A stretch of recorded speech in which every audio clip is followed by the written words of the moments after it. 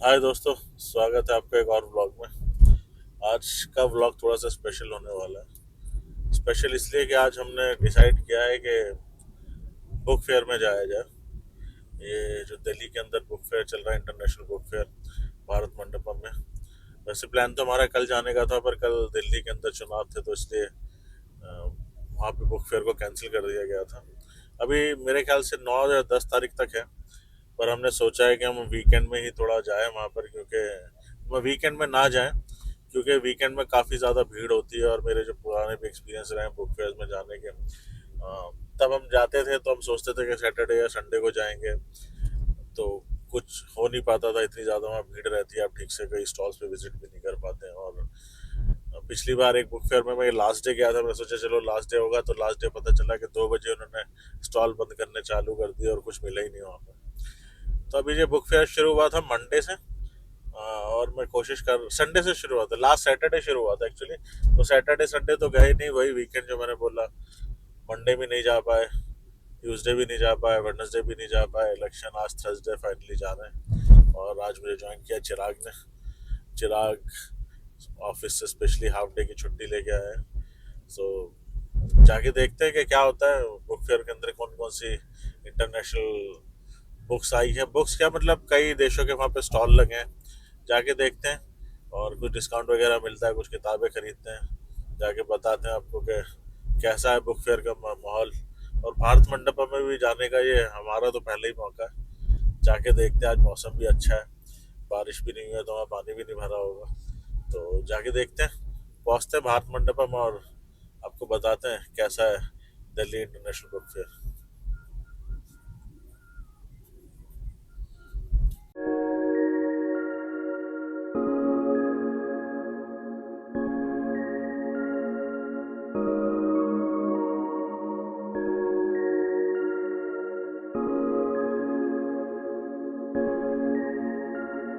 तो फिलहाल अभी मैंने टेक ओवर कर लिया है सर का चैनल, और एक ब्लॉगिंग हम भी देखते हैं, आज पहली बार करने जा रहा हूँ कुछ।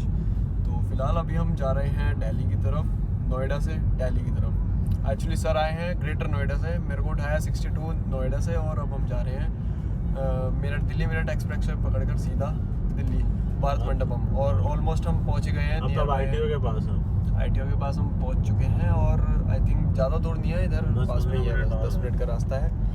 और अभी हम पीछे I think Hazrat Nizamuddin cross किया है हमने, और पहुंचने वाले हैं। तो सब पहुंचकर आपको हम बताएंगे वहाँ पर कितने रुपए का टिकट है और आप कैसे आ सकते हैं, कैसे आपको नियरेस्ट वहाँ से मिलेगा। सब चीज़ आपको इसी वीडियो में देखने के लिए मिलेगी, तो बने रहें हमारे ब्लॉग में लास्ट तक। काफ़ी अच्छी अच्छी बुक्स भी आपको हम दिखाएंगे, और सर बाद में उन बुक्स का रिव्यू भी करेंगे। जब हम परचेज जो करेंगे वो आपको इसमें दिखेंगी, और घर जाकर रिव्यू भी होगा उन बुक्स का, कुछ यूनिक बुक्स का। ठीक है, तो फिर जल्दी से चैनल को कर दें सब्सक्राइब, और मिलते हैं आपको आगे ब्लॉग में। तो दोस्तों, अब हम बस पहुंचने ही वाले हैं। ये सुप्रीम कोर्ट की साइड से हम लोग आए थे। यहाँ पे गेट नंबर 10 है, पर जो बुक फेयर का गेट है वो 3, 4, 5 यहाँ पर है। अगर आप कार से आ रहे हैं तो सुप्रीम कोर्ट की साइड से आएंगे तो सुप्रीम कोर्ट मेट्रो स्टेशन पार करने के बाद ही आप गेट नंबर 3 की तरफ जाएं, वहीं पर ही बुक फेयर है। वैसे तो मुझे गाड़ियाँ सारी सड़क पे ही लगी दिख रही हैं, अब पता नहीं वहाँ पार्किंग मिलती है जाके कि नहीं मिलती, चल के देखते हैं। और जस्ट लास्ट टाइम जब मैं आया था तो सड़क पे दोनों तरफ इतना रश था, वही संडे भी था उस दिन। मतलब 1 घंटा तो मैं इधर ही घूमता रहा गाड़ी लेकर, अच्छा, अंदर भी नहीं जा पाया पार्किंग के। और पार्किंग के अंदर भी खड़ी करके आया, इसमें इतनी बड़ी पार्किंग है, पीछे पता नहीं कहाँ जंगल में। और अंदर पहुँचे भाई साहब 12 बजे पहुँचे थे हम। वो पहुँचे तो 3-4 स्टॉल वाले स्टॉल भी लेके जा रहे थे अपना। ठीक है यार, इतना लंबा गाड़ के पहुँचे भी हैं, 2 बजे तक सब साफ हो गया। इसलिए मैंने सोचा कि भाई तो खाली करना होता है उन्होंने भी, लास्ट डे तो जाना ही नहीं है, और वीक डेज में ही जाएंगे। पर वही हम जैसे कॉर्पोरेट स्लेव्स, काम धंधे वाले लोग कहाँ जा पाते हैं। तो दोस्तों पहुँच गए हम हेलो भैरव मंदिर पार्किंग। दोस्तों पहुँच गए हैं पार्किंग वालों की कृपा से पर्चियाँ कट रही हैं, 100 रुपये की पार्किंग है। और उसके बाद आपको सड़क क्रॉस करके जाना है। अगर आप बच गए क्रॉसिंग में तो you can enter to Indian book fair in Delhi. चलिए आने दीजिए साहब को। आते हैं तो हम उन्हें 100 रुपये का एक UPI करते हैं, उसके बाद हमें एंट्री मिलेगी पार्किंग में। एक तो मुझे समझ में ये नहीं आता कि लोग गाड़ियाँ इतनी बड़ी बड़ी लेके आते हैं, पार्किंग में इतनी बहस क्यों करते हैं। हाँ वही तो हैं, दे उसे पैसे भाई, चलो। इसको आप हरन करो ना एक बार कि भाई आजा। 150 रुपये के लिए भी लड़ते रहेंगे, इतनी दूर आए होते हैं बड़ी बड़ी गाड़ियाँ लेके तेल फूक के। हैं, बसें भी चलती है दिल्ली की, उसमें आ जाओ।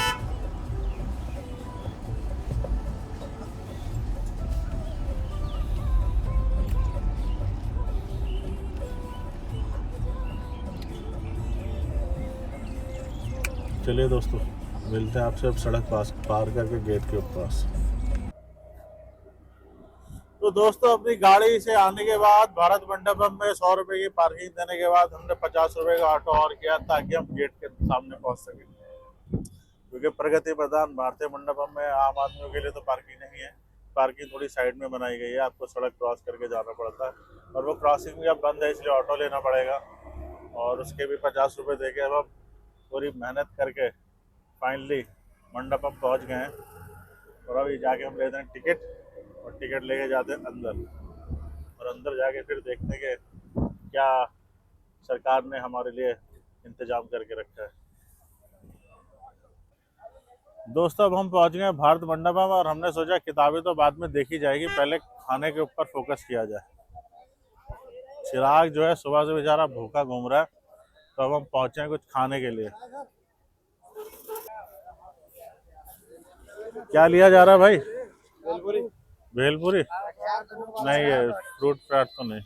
ले ले जो तुझे खाना, मैं तो नहीं खाऊंगा। नहीं नहीं भाई, ले ले भाई, तू जो ले रहा। मैडम बोलिए।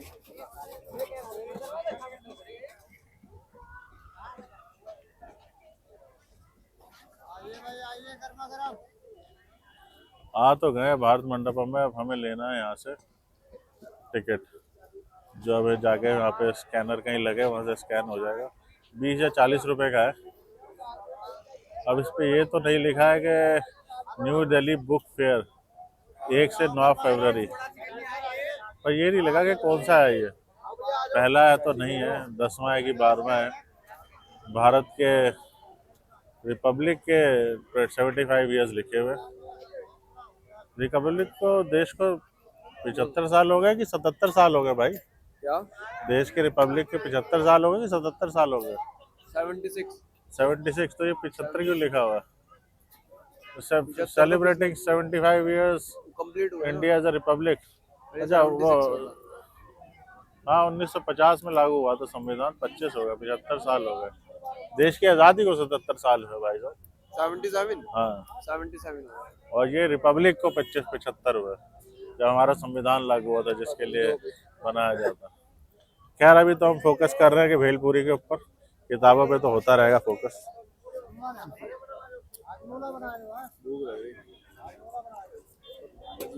तो खा, इतना मजेदार नहीं है वैसे, अंदर भी है सारा प्रोग्राम ना। भाई लोगों, अभी पहुंचे हम भारत मंडपम, अपने एक और साथी का इंतजार हो रहा है। इस बीच हमने सोचा कि कुछ खा लिया जाए, तो हमने हिंदुस्तान के सबसे महंगे कुलचे छोले आज खाए हैं, 100 रुपये पर प्लेट, जिसमें वो अमूल बटर लगा के चिल्लाया जा रहा था। उसने बोला अगर आपको रायता भी खाना है तो आप कल को ग्रेटर नोएडा से आइए, मैं आपको रायता भी खिलाऊंगा 100 रुपये का। अमूल बटर रायता अगर हमें खाना, मतलब इस देश में इतनी लूट मची है। एक तो अमूल बटर और बटर लगा के लोगों का काटे जा रहे हैं। मतलब मेरा तो मानना है कि मोदी जी ठीक बोलते हैं कि आप पकौड़े और इनका ठेला लगाइए, आप ज़्यादा कमाएंगे। समझ रहे हैं आप? तो 10 रुपये कुलचे छोले हर जगह मिलते हैं, वो यहाँ 100 रुपये के दे रहा है। स्कैनर लगे हुए दोस्तों यहाँ जगह जगह, आप वहाँ पे जाके स्कैन करा सकते हैं। स्कैन करेंगे आपको टिकट मिल जाएगा। ये मेट्रो स्टेशन, जो आसपास के मेट्रो स्टेशन, ऐसे यहाँ लिखा हुआ है कि जो नियरेस्ट मेट्रो स्टेशन है ब्लू लाइन के, उन पे भी मिल रहा है, येलो लाइन पे भी है, पिंक लाइन पे भी है, मतलब हर मेट्रो स्टेशन पे भी टिकट इनके अवेलेबल है। क्यूआर कोड लगे, आप वहाँ से ले सकते हैं। और यहाँ तो आप मेन गेट पे जाएंगे तो आपको स्कैनर मिल ही जाएगा, एंट्री के पास भी लोग खड़े हैं। टिकट विकेट बहुत ईजी है, आज इतनी भीड़ भी नहीं है, क्योंकि जैसे मैंने बोला आज वीकडे है तो इतनी भीड़ है नहीं, आराम से आइए। वैसे ही मुझे तो ये नहीं मालूम कि कितने लोग सच में किताबों के प्रशंसक हैं या कितने लोग किताबें पढ़ते हैं, पर आजकल ऐसे कुछ इवेंट होता है तो खासकर वीडियो ब्लॉगिंग और रील बनाने के लिए लोग ज़रूर पहुंच जाते हैं। किताब उन्होंने चाहे एक भी ना पढ़ी हो, पर वो रील बहुत बेहतरीन बनाते हैं। मैं भी ऐसी रीलें बहुत देखता रहता हूँ। अब हम भी आए हैं, रील बनाने में तो हम खैर इतने एक्सपर्ट नहीं हैं, पर हमने सोचा है कि एक ब्लॉग बनाया जाए और कुछ किताबें यहाँ से खरीदी जाए, फिर उन किताबों का मैं रिव्यू भी करूँगा, क्योंकि मुझे तो किताबें पढ़ने का बहुत शौक है। मतलब स्कूल एज से ही, जब 4th क्लास में थे 5th क्लास में थे तब से पढ़ना शुरू कर दिया था, तो अभी तक पढ़ रहे हैं। और आजकल जितना भी मैं देखता हूँ रील्स वगैरह में भी ना, लोग बहुत रिकमेंडेशंस देते हैं कि अगर आपको पढ़ना शुरू करना है तो कौन सी किताब से करना चाहिए। इस बारे में हम भी बात करेंगे, पर मेरा एक मानना है कि कम से कम गुनाहों के देवता से शुरू नहीं करना चाहिए और ना प्रेमचंद से शुरू करना चाहिए। और अगर आप 35-40 साल के हो गए तो आपको बिल्कुल शुरू ही नहीं करना चाहिए। जो काम कर रहे हैं करते रहिए, अपनी ज़िंदगी आपने आधी से ज़्यादा जी ली है, बाकी बच्चों से मज़े से जिए, घर की EMI VMI देते रहिए, बीवी बच्चों का ख्याल करते रहिए। किताबों बताबों में कुछ नहीं रखा आपके लिए, रील वील देखो, काम चलाओ। अगली बार जब जन्म लोगे तो दोबारा से शुरू करना और बचपन से किताबें पढ़ने की आदत डालना, तभी पढ़ पाओगे। अब अंदर चलते हैं और देखते हैं कि भारत सरकार ने हमारे स्वागत के लिए क्या क्या तैयारियां की। बिल्कुल सही कह रहे हैं मोदी जी, क्या पकौड़े की दुकान खोले कि उसने। पब्लिक आज खाए। मैंने हिंदुस्तान में सबसे महंगा खाया है बटर कुलचा। बटर बना 10 रुपए का मिलता है, जी, 100 रुपए का दिया उन्होंने मुझे बटर कुलचा, मिला के 2 दिया। लोगों का 200 रुपए। उसका सोचो, क्या पढ़ाई लिखाई में कुछ नहीं रखा। सही बात है, सही बात है।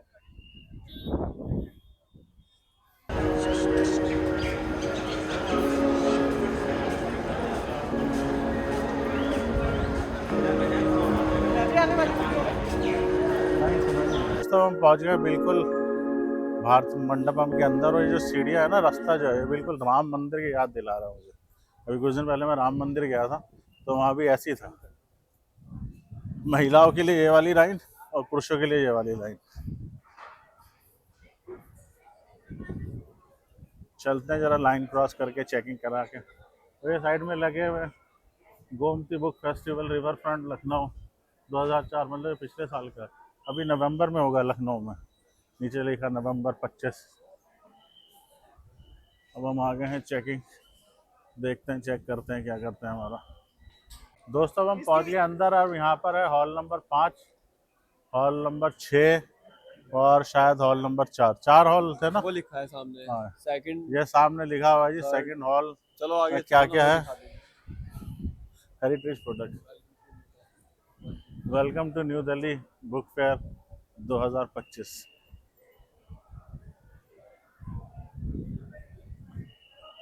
हॉल 3 से hall number Hindi regional language लेखक मंच, मतलब लेखकों के साथ इंटरेक्शन भी आप हॉल नंबर 3 और 2 में कर सकते हैं। हॉल नंबर 4 में इंटरनेशनल पवेलियन, इंटरनेशनल ऑथर, जो मुराकामी वगैरह के फ़ैन हैं वो वहाँ पे जाएं, हिंदी वाले भी यहाँ जाएं, ऑथर्स कॉर्नर वाले भी यहाँ जाएं। और राइट टेबल, ये तो कल्चरल प्रोग्राम वाला है। चिल्ड्रंस बुक्स के वाले भी जाएं सीधे हाथ पे, हम जाएंगे उल्टे हाथ में, और उल्टे हाथ पे हम पहले चलते हैं हॉल नंबर 3 और 2 में, क्योंकि हमें हिंदी वाले, इसलिए हम पहुंचेंगे हिंदी पवेलियन। अब हम आ गए हैं भाई साहब पुस्तक मेला में। अब दोस्तों देखिए, ये वो सारी किताबें जिसके बारे में कहा जाता है कि जब आप किताबें पढ़ना शुरू करें तो आप प्रेमचंद की किताबों से शुरू करें, नमक का दरोगा। अब दूसरी तरफ लोग यही बात करते हैं कि जो प्रेमचंद है वो भारतीय साहित्य में आप उनको कंपेयर करते हैं शेक्सपियर से, और कुछ लोग तो कहते हैं कि शेक्सपियर तो कुछ भी नहीं थे जो प्रेमचंद लिखते थे। अब आप सोचिए कि आप किसी बंदे को जो किताबें पढ़ना शुरू करना चाहता है, उसे आप बोले कि आप शेक्सपियर से शुरू करें, उसकी सारी कहानियाँ पढ़ लें, तो मुझे नहीं लगता कि वो उन किताबों को कभी ख़त्म भी कर पाएगा। मेरा मानना है कि किसी को भी अगर किताबें पढ़नी शुरू करनी है, खासकर हिंदी की, तो वो किताबें पढ़नी शुरू करनी चाहिए जिसमें उनको थोड़ा इंटरेस्ट आए, और अपनी उम्र के अनुसार उन्हें किताब चुननी चाहिए। ये नहीं कि एक यंग लड़का जो भी 18 या 19 या 20 साल का, उसको सीधे उठा के दे दिया जाए प्रेमचंद पढ़ने के लिए, बिल्कुल नहीं पढ़ेगा, वो बोर हो जाएगा। तो ये सब मेरी खुद की ना की गई, मतलब खुद के ऊपर मैंने ये सब सारे चीज़ें कर ली थी, और मुझे पता चल गया था कि मुझे क्या पढ़ना है जब मैं छोटा था और मैंने किताबें पढ़नी शुरू करी थी। ये भी एक अखिल भारतीय, अखिल विश्व गायत्री परिवार, मतलब यहाँ पर वही भारतीय सनातन से जुड़ी हुई किताबें मुझे नज़र आ रही हैं, जिसमें आपको आपकी आत्मा को परमात्मा से मिलाया जाता है। कितने लोग मिल पाते हैं कि नहीं, ये हमें नहीं मालूम, पर फिर भी मिलाया जाता है। तो यहाँ पर राजकमल प्रशासन समूह की भी किताबें हैं जो हिंदी में काफ़ी अच्छा लिखते हैं, इनकी काफ़ी किताबें पढ़ता हूँ। खैर, मैं बता रहा था कि मैं अपने बारे में, मैंने जब पढ़ना शुरू किया था जब मैं स्कूल में था 4th क्लास में, तो मैंने वही किताबें पढ़नी शुरू करी थी जिसमें मुझे इंटरेस्ट आता। शुरुआत कॉमिक्स से करी थी, और भी बहुत कुछ पढ़ते रहते थे। और जब नावल्स पढ़ने शुरू किए तो मैंने मिल्स एंड मून्स के नावल शुरू किए थे, जो छोटे छोटे होते हैं, मुश्किल से 80-90 या 100 पेजेस के या 150 पेजेस का, और वो मैं दिन में 2 या 3 पढ़ लेता था, क्योंकि वो काफ़ी ज़्यादा इंटरेस्ट आता था उन्हें पढ़ने में। उसमें एक लव स्टोरी होती थी, थोड़ा सा एक्शन होता था, काफ़ी कुछ होता था जो टीन एज के बच्चों को जो है आकर्षित करता है। उसी से पढ़ने की आदत बनी, और धीरे धीरे ग्रेजुएट होते गए। पढ़ी हमने भी, प्रेमचंद की कर्मभूमि भी पढ़ी है, वरदान भी पढ़ी है, प्रतिज्ञा भी पढ़ी है, सब पढ़ी है, और वो काफ़ी समय के बाद पढ़ी थी, मतलब जब मैं अपनी लेट 20s में आ गया था। पर आजकल मैं देखता हूँ बहुत सारे इन्फ्लुएंसर यही सारी किताबें बताते हैं कि आप पढ़ना चाहते हो तो आप पहले तो प्रेमचंद को पूरा पढ़ लीजिए, आप पढ़ लीजिए। एक ये किताब आजकल बड़ी फेमस है, गुनाहों का देवता। आप बिल्कुल गुनाहों का देवता अगर आप पढ़ने लगेंगे, तो मुझे तो उसे पढ़ने में देखिए 4 साल लग गए। मैंने 2021 में शुरू करी थी, और अभी 2 दिन पहले ही ख़त्म करी है। तो और मुझे लगता है कि मैं बहुत अच्छा रीडर हूँ, कोई भी किताब मैं 1 से 2 सिटिंग के अंदर पूरी कर लेता हूँ। पर गुनाहों का देवता करने में मुझे जो है 4 साल लग गए, इतनी घटिया और इतनी बोरिंग किताब है। बाकी उसका रिव्यू आप मेरे चैनल पे देख सकते हैं, 000 पे। हाँ, मुझे तो समझ में नहीं आ रहा है कि पैसे दे के उसका प्रचार हो रहा है आजकल इंटरनेट पे, या लोग वाकई गुनाहों के देवता के प्रशंसक हैं।